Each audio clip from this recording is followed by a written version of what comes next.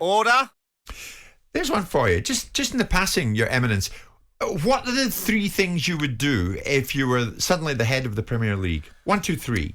What a despicable, low-rent land grab plagiarisation of a question that was asked of me on my own show that excludes you and that little gobbling Luke out there. He's nicked it from my one-to-one. Oh, the other thing I shouldn't you have do. to account for this. Yes. Well, we're trying to boost your brilliant thing viewership. that attracts lots of audience without having to listen to you. What were the three things I would do if I was the head of the Premier League? Yeah. Depends what kind of head of the Premier League I would want to be. If I wanted to be a socialist Premier League head, I would want to distribute money in a more equitable fashion. But I suspect that probably wouldn't please the Premier League. You're a capitalist. So I'm a capitalist, so I want to look after the Premier League. So if my remit was to look after football by being the head of the Premier League, I would devise a mechanism that distributed more fairly to the pyramid. If I was the person that the Premier League would want to be in situ to run the Premier League more effectively, I would go after profit and sustainability. I would go after the mechanisms deployed to make sure that football clubs are profitable, sustainable and are governed properly, somewhat similar to what the Spanish have done with their league, which is basically you've got to operate in a profitable way, not an unprofitable way, so that you don't have situations like Abramovich, ownerships that are not particularly palatable and businesses that can drive the price up for everybody else. So I'd want to get some governance in there, and that would start with my particular favourite, salary capping. Player wages being salary caps at the industry can be sustainable. I then want to move the Premier League into an area where transparency became more prevalent, so that the public domain business that the Premier League can see more visibly what's going on, because there's nothing to hide. This is not like the Wizard of Oz where there's someone behind the scenes pulling the bells and whistles and there's a lot going on. So I would like to see more transparency in it. I'd probably look at TV rights and look at the way to build the Premier League into the all-consuming, all-powerful Pac-Man munching every single piece of TV revenue that was out there by drop-kicking your grotty old mob Sky out, getting rid of BT Sport and building my own platform to be able to monetise it a bit like the Netflix of football I've talked about for years. I'd want to build that concept out. Yeah. And then I'd probably go after best in class for everything we did. So I'd want to go after VAR and say, OK, we're the Premier League. We've got everything, all the tools, components. We don't want the VAR that we've currently got. We want best in class. We want to get a Rolls Royce of a VAR to underpin our league. So I'd go after the VAR technology to build it up to a level of referee quality alongside technological intervention and making sure that when the VAR that's implemented in our Premier League is so much better than everyone else's. So I'd want to be at the front of everything. Maybe then moving into virtual reality and augmented reality to make sure that the football stadiums can be broadcasting in a certain way. Does that answer your question? I have to say, Your Eminence, looking through the glass at the faces I see, everyone's shaking their head. They haven't got a clue, that's why. Okay. Augmented reality, they don't even know what it is. But I thank you for your honesty, and of course transparency is the watchword. Thank you for that. What else is under the hammer? Order. Where are we going with this? Reports in the Manchester Evening News suggest much of the United squad feel underwhelmed by the Ten Hag appointment, should it come about. Rooney, for one, has joined the likes of Rio Ferdinand, Gary Neville in backing Pochettino for the job. Yeah. It begs the question, you've been here before in another guise when you were the owner of Crystal Palace. Should you ever take anyone else's point of view on board when you're hiring your next manager?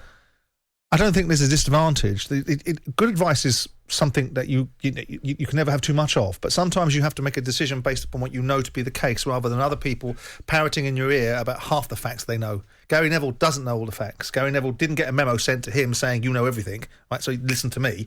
There's a backdrop to understanding Manchester United 20 years ago, and there's a backdrop to understanding what the antidote to Man United's problems currently are now. I think a decision has to be made, and quite frankly, I couldn't care less what the nincompoops inside the dressing room think. They are half the problem. So I certainly wouldn't be canvassing their opinions. Right. I wouldn't be looking at them and saying, who would you like? Whoever they liked would be the last person I picked. I see. Whoever they wanted would be surplus to requirements in terms of understanding what was right for Man United. If you understand what is right for Manchester United, and I doubt currently the current regime does, so it does then lend itself to the equation, who does know? Who does know what's right for Manchester United? Who is the best person? Who is the person that picks the person to bring back the success on the pitch? You wonder if it's Richard Arnold. You wonder if there might be someone that can bridge the gap between what Manchester United once was when it knew how to win to what Manchester United now is that doesn't have the clue how to win. It's a silly question. Did you ever listen to anyone else's views when you were appointing someone at Palace? Oh, you did? No, I didn't pick the managers. I sent someone out with a very clear brief of understanding what my blueprint was to go through a selection process to bring me the candidates. I didn't want to interview 20 football managers telling me what I wanted to hear. Oh, I see. I wanted to get someone to whittle it down to a point so their opinions were prevalent. You delegated? Of course. I see. And if you can delegate and know the outcome's going to come back properly, then that's the appropriate delegation. If you put it in someone else's hand that's not capable and then blame them, then you shouldn't be delegating. I see. I mean, your way of doing it was delegate, and then when it comes back and it was the way you wanted it anyway. Of course. Then So fine. I see. the Ian Dowie recommendation was made by Terry Bullivan. Ian Dowie got us promoted 23 games later when we were fourth from bottom of the league. Yes. So good delegation. That was a good one, yeah. Then you sued him. What else is under the hammer? Order. This is interesting. As we discussed earlier, Jack Grealish set to sign an unprecedented 7-figure deal to become a brand ambassador with Gucci. Gucci. The same Jack who you saw with me at Canbrook up in Manchester who snubbed you. So, Your Eminence, will you now stop shopping at Gucci as a result of this news? I don't tend to shop at Gucci. And even less so when I bought Michelle a pair of trainers the other day. It cost me 650 quid for a pair of trainers that look like Stan Smiths. So I thought to myself, I shan't be shopping here anymore. You bought a pair of trainers for 650 quid? Yeah. For Madam to parade in. All right. She doesn't want them. She didn't like. She used them to run away from me. The bottom line is that Gucci. Would I stop shopping in Gucci? Yes. Because Jack Grealish goes in there. Did I show you a picture of this Gilbert that I took a picture of outside Gucci the other day, dressed head to foot in Gucci, who I referred to earlier on the show? Yes, but you also showed me a picture a moment ago, a picture of you that somebody sent in. Oh, yes, and you're wearing that bright pink jacket? jacket? That was my Butlins outfit from 2000 when I was patronising Oswald Boateng, but I invested in his shops. I wasn't getting paid to wear his gear. Why were you wearing that? I was paying because I thought it looked fashionable. Yeah. So it wasn't so much a fashion statement, it was more a cry for help. Yeah, what else is under definitely. the hammer? Order. Let's hope she's not listening. But Thiago Silva's wife jumped to the defence of her husband in a controversial social media video. Social media Did better video. than him. After a commentator criticised Thiago Silva for, quotes, not attacking enough during the defeat to Brentford. In fact, never mind you and I go on about this. Let's have a listen to Belle Silva. Attention, viewers. I'm here in my box, Stamford Bridge. I just listened. The commenter told Thiago is not attacking enough.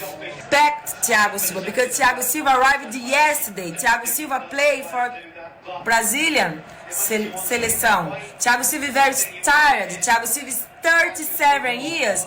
He plays then 20 years old. So respect him. Well done. It's not a machine. He's not a machine. He's a woman. It need repose, relax. All right? Thanks so much. Not at all, thank you. You sound delightful. Now that was an unexpected rant that we should be wary of. I feel. Why? Because I don't remember allowing audited audio admissions in my court. I don't remember making that particular ruling. Well, no, you're right, though, but this adds context to what I'm going to ask you, Your Eminence. Should players be wary of how their family represents them on and off the field of play, specifically off it? I mean, do you remember a couple of years ago when Zinchenko's wife had a lot to say about Pep Guardiola at their wedding? Yes. And that didn't go down particularly well. I don't think it's particularly advised. He's a grown man. Yeah. If he needs the support of his wife, then maybe he should get his mum involved as well so he can hide behind her apron strings. He's 37 years of age. He's not a machine, but I suspect he can go to the machine every week at the ATM and pull out that big fat salary he's getting every single week. So people should be able to criticise him. Yeah. They should be able to observe on the fact that if he wasn't attacking the ball, and let's be clear, that Chelsea backline against Brentford were bloody poor. Yeah. They should have been called out for it. And I'm not sure that she should be worrying about what's going on. Maybe she should just be dealing with her own life and whatever she does in it. Well, I would have thought Thiago's face drained of colour when he walked in and she said, listen, I've had to go back at some of the people that haven't been pop at you. Well, And he he'd be married like, her. Really? He married her. Yes. No, you're right. Let's finish with a player who's had it all to do to get on the side of the fans. How many of these are there? Your Eminence, you'll enjoy this. It's relevant. Under the hammer for the last time. Order. I'm talking about Ousmane Dembele at Barcelona. What, the sea change? On the 20th of January, Barcelona told Dembele you can leave. Sling your hook. Absolutely. On the 3rd of April, Dembele grabbed his 8th assist since the start of 2022.